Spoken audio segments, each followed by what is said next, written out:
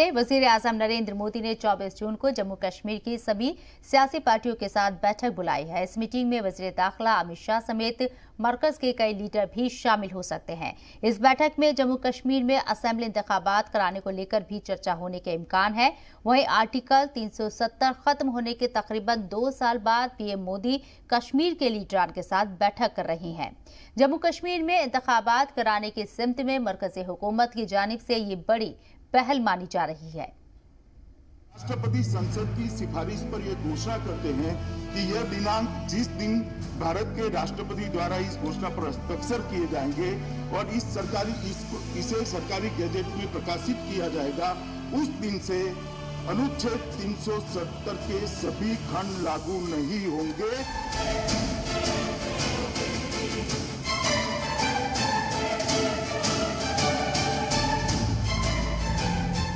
अगस्त 2019 में जम्मू कश्मीर रियासत को यूटी में बदलने के बाद से ही वहां की मुकामी पार्टियां जम्मू कश्मीर को रियासत का दर्जा देकर इंतखाबात कराने की मांग कर रही हैं। जम्मू कश्मीर से लद्दाख के अलग होकर यूटी बनने के बाद असेंबली इंतखाब कराने के लिए जरूरी है हदबंदी की। दोबारा हदबंदी के बाद ही इंतखाब मुमकिन है। अगस्त 2019 के बाद हदबंदी को लेकर कमेटी भी बनी, लेकिन कश्मीर के हालात और कोरोना वबा की एक के बाद एक 2 लहरों की वजह से हदबंदी का काम उस रफ्तार से न हो सका जिस रफ्तार से होना चाहिए था। अब मुल्क समेत जम्मू कश्मीर में कोरोना के मामले एक बार फिर कम हुए तो सियासी हलचल बढ़ने लगी।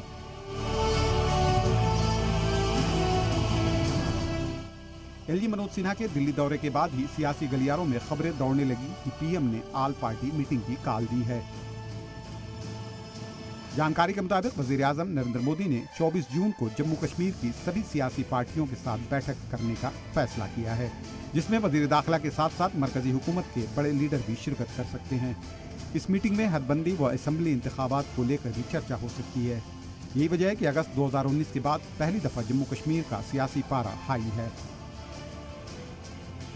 प्रधानमंत्री जी द्वारा जो दिल्ली में जम्मू कश्मीर की ऑल पार्टीज की जो बैठक बुलाने का जो बात चल रही है, हम इसका स्वागत करते हैं और जम्मू कश्मीर के लोग इस बात से खुश हैं कि जम्मू कश्मीर में जिस प्रकार से प्रधानमंत्री जी ने और हमारे गृह मंत्री जी ने ये विश्वास दिया था कि जम्मू कश्मीर में लोकतांत्रिक व्यवस्था को फिर से सक्रिय किया जाएगा, यहाँ इलेक्शंस होंगे और जो पॉलिटिकल प्रोसेस है इस पॉलिटिकल प्रोसेस को आगे बढ़ाया जाएगा।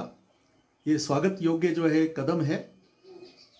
मैं आशा करता हूं कि कश्मीर केंद्रित जो पार्टीज हैं वो इसमें सहभागी होंगे। जहां कहीं भी देश में कोई नाराजगी है, कोई कन्फ्लिक्ट है, पॉलिटिकल है, इकोनॉमिक इश्यू है, कोई दूसरे तीसरे, उसको हमेशा बातचीत डायलॉग से ही रास्ते निकाले जाते हैं। ये हमारा जमहूरी तर्ज अमल रहा है। इस चीज के लिए कांग्रेस पार्टी हमेशा किसी भी लेवल पर हो, we appreciate this way of dealing by the central government that we will decode once we get any invitation. If we are part to that round table conference, definitely Congress is a national party. We will convey to national leadership, there will be a consultation so that with a appropriate agenda we will go to that round table conference. Jammu Kashmir की 2 बड़ी सियासी पार्टियां national conference और PDP की जानिब से भी all party meet का इस्तकबाल किया गया है।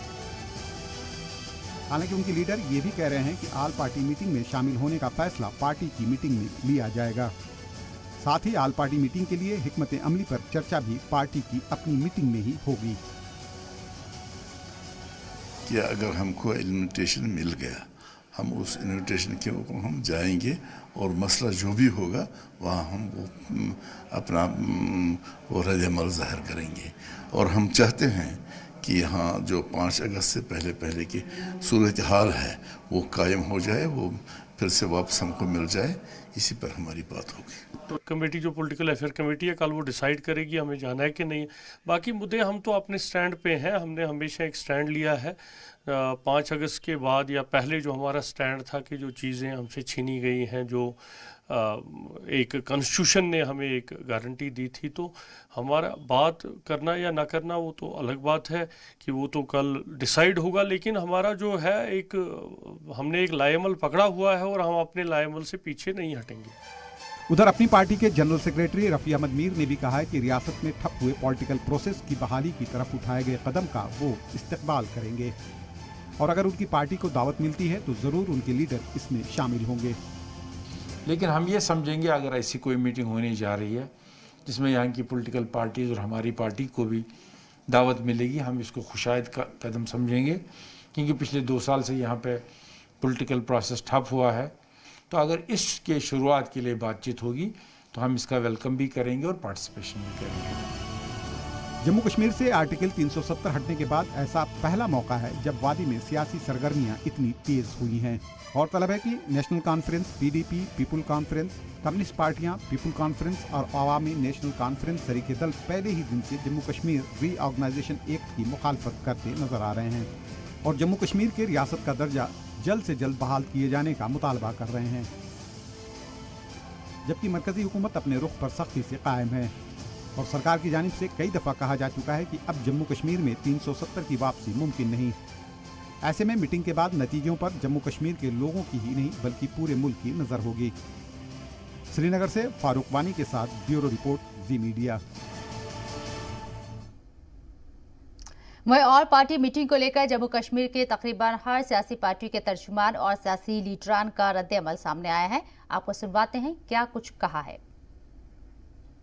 केंद्र के अंदर चाहे वो माननीय प्रधानमंत्री जी हों, गृह मंत्री जी हों, राष्ट्रपति जी हों, उनसे मुलाकात होती रहती है और अगर इस प्रकार की कोई मुलाकात होती भी है तो उसमें कोई अचंभित होने वाली बात नहीं है। हमारे देश की सरकार है, हमारे देश के माननीय प्रधानमंत्री हैं और समय समय पर अलग अलग राज्यों के अलग अलग राजनीतिक दलों के नेता अक्सर इस प्रकार की भेंट, शिष्टाचार की भेंट और कई बार बहुत सारे ज्वलंत मुद्दे होते हैं, उन पर चर्चा के लिए अक्सर इस प्रकार की बैठकें होती रहती हैं। मुझे लगता है कि जिस प्रकार से जम्मू कश्मीर में काफी देर से ब्यूरोक्रेसी काम कर रही है धारा 370 टूटने के बाद, तो हो सकता है कि पॉलिटिकल प्रोसेस शुरू करने के लिए इस प्रकार का कदम उठाया जाए। तो कुल मिलाकर के अच्छी बात है, होना भी चाहिए। सभी को कॉन्फिडेंस में लेकर के यहाँ पर द्वारा डेमोक्रेटिक सेटअप बने तो मुझे लगता है अच्छा रहेगा। हाँ, अगर डेमोक्रेटिक प्रोसेस यहाँ पर शुरू करना है तो डिलिमिटेशन तो चल ही रही है, तो उसके बाद इलेक्शंस भी होने हैं, तो सभी पार्टियों को कॉन्फिडेंस में लेकर के कुछ ना कुछ जो होम मिनिस्ट्री की तरफ से, आदरणीय प्रधानमंत्री की तरफ से होगा। ये बड़ी देर से आए हैं लेकिन दुरुस्त है। हमारी पार्टी नेशनल पार्टी है और हमारी पार्टी हमेशा डायलॉग पे और पॉलिटिकल प्रोसेस पे विश्वास यहाँ पे करती है। जब न्योता यहाँ पे आएगा, अभी फॉर्मली तो कोई ऐसा न्योता आया नहीं, लेकिन सेंट्रल लीडरशिप भी डिसाइड करेगी। हमारा ये मकसद है कि कम से कम जम्मू कश्मीर का फौरी तौर पे रियासत का दर्जा बहाल यहाँ पे हो, लोगों को जॉब में कॉन्स्टिट्यूशनल गारंटी की प्रोटेक्शन यहाँ पे हो लोगों की। तो उसके बाद सेंट्रल लीडरशिप इस वार्तालाप में मैं समझता हूँ जब न्योता आएगा अपनी रणनीति यहाँ पे तैयार करेगी। लेकिन कांग्रेस हमेशा डेमोक्रेसी में विश्वास करती है और पॉलिटिकल डायलॉग में विश्वास यहाँ पे करती है। कांग्रेस कभी पीछे नहीं हटी। और इस मौजू पर बात करने के लिए हमारे साथ हमारे नुमाइंदे फारूक वानी भी मौजूद है और इसके साथ ही हमारे साथ बीजेपी लीडर कविंद्र सिंह जी भी मौजूद है, एक्स डिप्टी सीएम भी हैं। आपका खैर मकदम करना चाहेंगे सर जी सलाम पर। पहला सवाल सर मेरा आपसे यही है कि 24 तारीख को कुल जमाती मीटिंग बुलाई गई है वजीर आजम के जरिए, किस तरह से देखें इसे? देखिए, धारा 370 तोड़ने के बाद किसी विशेष परिस्थितियों में राज्यपाल शासन लगाया गया था और उस वक्त ब्यूरोक्रेसी का राज था और जरूरी भी था। आज स्थितियां बदली हैं और लगभग 2 वर्ष होने वाले हैं। अब ये भी है जो हम अंदाजा लगाते हैं कि लोकतंत्र को पुनः बहाल करना है, तो उसी पर चर्चा करने, जम्मू कश्मीर को आगे किस प्रकार से फ्यूचर में लेकर के जाना है, एक अच्छी पहल है और अच्छा संवाद होना चाहिए वहां पर, जिसके कारण से भी सब लोगों की बात वहां पर सुनी जाएगी। मैं प्रधानमंत्री जी का धन्यवाद करना चाहता हूं जिन्होंने बड़ी अच्छी कोशिश, और गृह मंत्रालय का भी धन्यवाद करना चाहता हूं, इसकी शुरुआत की है। और बहुत सी ऐसी पार्टियां हैं जो इस दौरान कुछ एडजस्टमेंट रही, लेकिन संवाद के साथ बहुत सी चीजें बदलती हैं। मुझे लगता है कि इन सब ये इस 24 तारीख की मीटिंग आने वाले जम्मू कश्मीर के फ्यूचर के लिए एक बड़ा सार्थक सिद्ध होगी। बिल्कुल, लेकिन जिस तरह से सर कहा जा रहा है कि इंतखाबात को लेकर कुछ स्ट्रैटेजी यहाँ पर अपनाई जा सकती है, ऐसे खदशा जाहिर किया जा रहा है। देखो, एजेंडा तो अभी सेंटर के पास ही है, अभी उन्होंने एजेंडा बताया नहीं है, लेकिन राजनीतिक पार्टियों को बुलाना ये स्वाभाविक बात है कि सभी से कोई सलाह ली जाएगी, सभी को कुछ कहा जाएगा और उस पर सभी विचार करेंगे। तो जम्मू कश्मीर के बेहतरी के लिए जो आगे कदम उठाए जाने हैं, डेवलपमेंट को लेकर के, इलेक्शंस को लेकर के, इन सभी मुद्दों पर चर्चा हो सकती है। यूटी का दर्जा मिलने के बाद जम्मू कश्मीर को इंतखाबात को लेकर तमाम पार्टी यहाँ पर बोल रही हैं, आवाज़ें उठा रही हैं कि भाई इंतखाबात कराए जाने चाहिए। लेकिन रवा महीने में हमने देखा है कि 2 बार एलजी दिल्ली का दौरा कर चुके हैं और कल की भी हमने मीटिंग देखी। तरक्याती कामों को लेकर कहा जा रहा है कि इस पर चर्चा हुई है, लेकिन तमाम अफसरान भी हमने देखे, डीजीपी भी यहाँ पर मौजूद थे, एलजी मनोज सिन्हा भी मौजूद थे। अब 24 तारीख को मीटिंग बुलाई गई है। सर, आपको लगता है मौजूदा हालात में अगर कोई बड़ा ऐलान होता है इंतखाबात को लेकर या हदबंदी को लेकर, वक्त मुनासिब होगा? देखिए, हम सब जानते हैं कि जम्मू और कश्मीर में सीटों को लेकर के, डिलिमिटेशन को लेकर के बहुत पुराना एक मांग थी। डिस्क्रिमिनेशन हुआ था जम्मू के साथ। आज मैं जिस सीट से इलेक्शन लड़ता हूं वो 2 लाख वोटर्स की सीट है और बहुत सी ऐसी सीटें कश्मीर में हैं जो 17-18 हजार की। ये टेरन को लेकर के, एक्सेसिबिलिटी को लेकर के, वोटर्स को लेकर के और साथ में जनसंख्या को लेकर के एक मापदंड अपनाया जाना चाहिए सभी के लिए बराबर। तो मुझे लगता है कि इस डिलिमिटेशन में क्योंकि यही चीजें, ये डिलिमिटेशन कई वर्षों बाद होती है, इसलिए ये एक मौका है कि सभी को इंसाफ मिले। कश्मीर को भी इंसाफ मिलना चाहिए, जम्मू को भी मिलना चाहिए।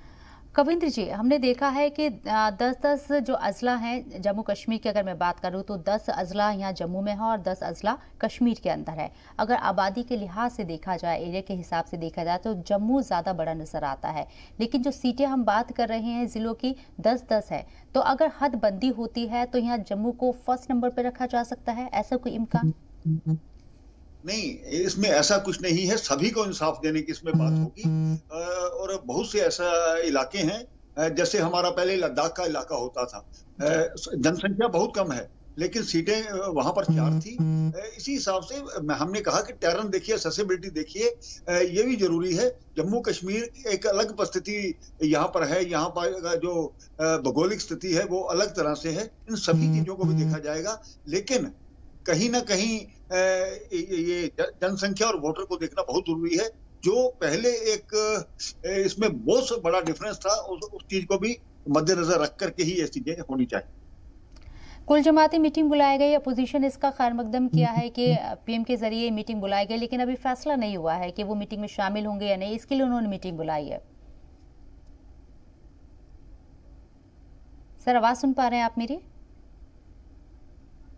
चलिए, लगता है राब्ता नहीं हो पा रहा है। फारूक हमारे साथ बने हुए। फारूक, जैसे कि 24 तारीख को कुल जमाती मीटिंग बुलाई गई, लेकिन अपोजिशन की तरफ से खैर मकदम तो किया गया इस इनविटेशन का, लेकिन उन्होंने कहा है कि वो मीटिंग में शामिल होंगे या नहीं होंगे, ये वो अपनी मीटिंग करेंगे, पार्टी मीटिंग होगी, उसमें फैसला लिया जाएगा। इसको लेकर अभी कोई अपडेट? देखिए, फ़िलहाल जो अभी सर्वदलीय बैठक होने की जो 24 तारीख की डेट है, उसमें खाली जो न्योता मिला है जम्मू कश्मीर अध्यक्ष पीडीपी की जो महबूबा मुफ्ती हैं उन्हें मिला है फ़ोन कॉल के ज़रिए, और कल उनकी बैठक है यहाँ श्रीनगर में, जिसमें उनके जो वरिष्ठ नेता हैं वो शामिल होंगे और साथ में उनके जो करीबी कार्यकर्ता हैं वो भी उसमें भाग लेंगे। और बैठक में जो कुछ निर्णय लिए जाएंगे कि क्या महबूबा मुफ्ती जो हैं पार्टी के हवाले से जो बात करेगी, क्या वो इस न्योते को स्वीकार करेगी और दिल्ली प्रधानमंत्री की उस मीटिंग में जाएगी। इस सिलसिले में सभी नेताओं से हमने आज बात की तो उनका यही कहना था कि वो मीटिंग लेने के बाद ही हम फैसला करेंगे कि क्या उस न्योते को हम स्वीकार करेंगे, क्या दिल्ली महबूबा मुफ्ती जाएगी। हालांकि जो नेशनल कॉन्फ्रेंस और पीजीडी के अध्यक्ष हैं डॉक्टर फारूक अब्दुल्ला ने हामी भर ली हैं। उन्होंने कहा है कि अगर उनको न्योता मिलता है केंद्र सरकार की ओर से और फॉर्मल इनविटेशन उनको भेजा जाएगा, तो वो ज़रूर उस मीटिंग में शामिल होंगे और वहाँ पे बात करेंगे। तो वही अन्य पार्टियों का भी इसमें रद्द-ए-अमल जो है वो सामने आया है। ख़ास तौर पर जो अल्ताफ़ बुखारी हैं अपनी पार्टी के जो अध्यक्ष हैं, उन्होंने भी कहा है कि वो इस बैठक में शामिल होंगे और कोशिश करेंगे कि जम्मू कश्मीर को जो स्टेटहुड है वापस दिलाने की वहाँ पे बात करेंगे। और साथ में रीजनल पार्टीज़ का जहाँ तक ताल्लुक़ है, जो महत्वपूर्ण मुद्दा उस बैठक में रहेगा वो यही रहेगा ऑल पार्टी मीटिंग में कि जितनी भी रीजनल पार्टीज़ हैं घाटी की, उनकी खास प्राथमिकता रहेगी एक तो सिक्योरिटी जॉब्स को लेकर और सिक्योरिटी जो है लैंड की, वो उसमें प्राथमिकता देंगे और रेस्टोरेशन ऑफ स्टेटहुड पे बात होगी। ये 3 मुद्दे होंगे जो फारूक आपके पास लौटेंगे हम। कविंदर जी हमारे साथ लगातार बने हुए, किसी वजह से राब्ता नहीं हो पाया था उनसे। सर आपसे जानना चाहेंगे कि अगर यहाँ हदबंदी को लेकर कोई फैसला लिया जाता है, जैसे कि पहले भी 370 जब ये आर्टिकल हटाया गया था, ये धारा हटाई गई थी, तो जो अपोजिशन जमात थी वो इसकी मुखालिफत कर रही थी, लेकिन हदबंदी को लेकर अगर कोई फैसला लिया जाता है, इस मीटिंग के जरिए राय मशवरा होता है, तो आपको लगता है कि अपोजिशन जमात एक बार फिर से आवाज मुखर कर सकती हैं? मुझे ऐसा लगता नहीं। जिस प्रकार से ये इस प्रकार की अंदाजे लगा रहे हैं, ऐसा कुछ नहीं है। ये जम्मू कश्मीर की बेहतरी के लिए ही एक चर्चा की शुरुआत हुई है। तो जहां तक धारा 370 का प्रश्न है, वो ना तो वापस आएगी, ना उसको कोई वापस करेंगे, तो ना इसके बारे में सोचना चाहिए। तो कुल मिलाकर के आगे जो जम्मू कश्मीर का फ्यूचर है उस पर ही चर्चा होनी है। डिलिमिटेशन पर हो सकती है, इसमें आने वाले इलेक्शंस के बारे में हो सकती है, डेवलपमेंट को लेकर के हो सकती है, सभी पार्टिसिपेट करें इन चीजों पर हो सकती है। बाकी ये एजेंडा अभी सेंट्रल तय करेगा। अभी 5 दिन है, इसमें बहुत सी चीजें डेवलपमेंट्स होंगी, तो इस पर मुझे लगता है कि थोड़ा इंतजार करने की जरूरत है। बिल्कुल, लेकिन यही अंदाजा लगाया जा रहा है सर कि जिस तरह से जम्मू कश्मीर के अंदर जो सियासी हलचल देखने को मिल रही है, लगातार जिस तरह की मीटिंग्स का दौर दिल्ली की तरफ से हो रहा है, ऐसे में अंदाजा लगाया जा रहा है कि ये अंदाजा है कि कुछ बड़ा जम्मू कश्मीर में होने वाला है, क्योंकि तकरीबन 2 साल होने वाले हैं आर्टिकल 370 हटने के बाद से। अभी तक इस तरह की कोई हलचल नहीं देखी गई थी। आप कह सकते हैं कि कोरोना भी था, लेकिन अब केसेस कम हुए हैं, अब सियासी हलचल तेज हो गई है, इसलिए सबका मानना कि कुछ बड़ा होगा। देखिए, जम्मू कश्मीर की तरक्की के लिए कुछ बड़ा हो तो हम उसके लिए उसका खैर मकदम करते हैं, और मुझे लगता है कि जो भी कुछ होगा जम्मू कश्मीर की बेहतरी के लिए होगा, जम्मू कश्मीर के नुकसान के लिए कुछ नहीं होने वाला। जी, एलजी मनोज सिन्हा ने कल अपनी बाइट में भी कहा था कि तरक्याती कामों को लेकर उन्होंने तमाम ब्यौरा दिया है वज़ीर दाखिला अमित शाह को। इसके साथ उन्होंने कहा था कि 1 साल का कैलेंडर तैयार करने की ज़रूरत है तरक्याती कामों को लेकर। हमने देखा है कि बहुत सारे जो तरक्याती काम हैं वो अपने काम में तेज़ी के साथ आगे बढ़ रहे हैं, तो उस कैलेंडर को किस तरह से देखें सर हम? कोई भी काम करना होता था प्लानिंग के साथ, एक उसका ये बना करके कि उसकी मैनेजमेंट किस प्रकार से होनी चाहिए, जरूरी होता है। मुझे लगता है कि एक अच्छी मैनेजमेंट की निशानी है आने वाले 1 वर्ष में जम्मू कश्मीर के लिए क्या क्या करना चाहिए। तो अगर इस पर कोई चर्चा हुई है तो बहुत अच्छी बात है। सभी चाहे वो एडमिनिस्ट्रेशन है, चाहे वो पुलिस फोर्स है, या हमारे जो भी अधिकारी हैं, वो जवाबदेह होने चाहिए, ये जरूरी है। तो मुझे लगता है कि उसी को देखते हुए कि जिस प्रकार से लोग समय समय पर ब्यूरोक्रेसी के बारे में कहते हैं, तो ये अच्छी बात है कि एक टाइम पीरियड तय किया गया है 1 साल का, और इस साल में लगता है एक बार फिर से राब्ता नहीं हो पा रहा है कविंदर जी से। हमारे नुमाइंदे लगातार हमारे साथ बने हुए फारूक वानी, उनके पास चलते हैं। फारूक, जैसे कविंदर जी एक बार फिर से हमारे साथ मौजूद है बात करने के लिए, उनका एक बार फिर से रुख करते हैं। कविंदर जी, आप मेरी आवाज़ सुन पा रहे हैं? जी, आवाज आ रही। मेरा सवाल सर आपसे जम्मू की अगर मैं बात करूं, क्योंकि मैंने कहा कि अगर भौगोलिक स्थिति भी हम देखें और आबादी के लिहाज से भी हम देखें तो जम्मू बहुत बड़ा एरिया कवर करता है बनिस्बत कश्मीर के। अगर इस मीटिंग में 24 तारीख को, क्योंकि अभी मीटिंग होनी है इसलिए इस तरह के खदशे जाहिर किए जा रहे हैं, अभी कुछ भी तस्वीर साफ नहीं है कि मीटिंग में क्या होगा, वो उसी दिन पता चलेगा, ये बात हम बखूबी समझ रहे हैं। लेकिन अगर इंतखाबात कराए जाते हैं तो जम्मू की स्थिति को देखते हुए वहाँ असेंबली सीटों में इजाफा किया जा सकता है, कुछ चेंजेस नजर आ सकते हैं। देखिए, जम्मू के साथ पिछले काफी समय से बहुत सी डिस्क्रिमिनेशन हुई है, हम इसको मानते हैं। सीटों को लेकर के एरिया हमारा ज्यादा, आबादी हमारे ज्यादा, वोटर हमारे ज्यादा, उसके बावजूद सीटें हमारी कम। तो इसलिए हम चाहते हैं कि ना तो किसी के साथ अन्याय हो, सभी के साथ इंसाफ होना चाहिए।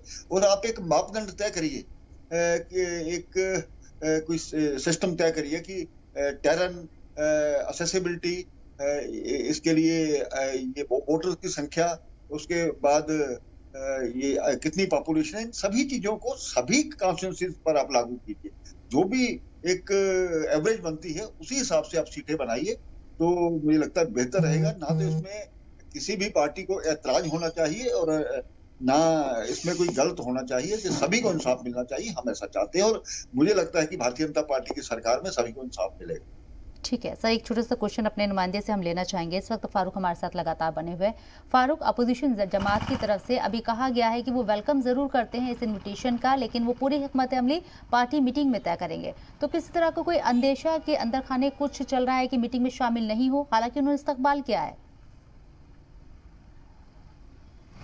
देखिए, फ़िलहाल कल जिस तरीके से कई पार्टियों ने अपने अपने लेवल पर जो बैठकें करने का आयोजन किया है, तो उससे ये बात सामने आ रही है कि कहीं ना कहीं रीजनल पार्टीज़ एक स्टैंड लेगी और उसके बाद ही डिसीजन लेगी क्या वो इस पार्टी में शमूलियत करेंगे या नहीं, और कौन से मुद्दे होंगे जिनको वहाँ पे प्राथमिकता दी जाएगी, और उस मुद्दे को लेकर वो पहले यहाँ पे स्पष्ट करना चाहते हैं। उसके बाद अगर उनकी बात उस मुद्दे पर अगर बात हो पाएगी तो मुमकिन है कि ऑल पार्टी मीटिंग में वो शिरकत कर सकते हैं, लेकिन पहले उनकी यही प्राथमिकता रहेगी। जैसे कि हम लगातार आपको बता रहे हैं, एक तो सिक्योरिटी ऑफ जॉब्स हैं, सिक्योरिटी ऑफ लैंड हैं और रेस्टोरेशन ऑफ स्टेटहुड के अलावा पहले डीलिमिटेशन की जिस तरीके से बातें हो रही हैं, डीलिमिटेशन प्रोसेस कंप्लीट होने के बाद ही जम्मू कश्मीर में विधानसभा चुनाव होंगे। आने वाला वक्त बताएगा। हालांकि हिकमत अमली तैयार की जा रही। बहुत बहुत शुक्रिया फारूक आपका, हमें तमाम जानकारी देने के लिए। कविंदर जी, आपका भी बहुत बहुत शुक्रिया हमारे साथ जुड़ने के लिए।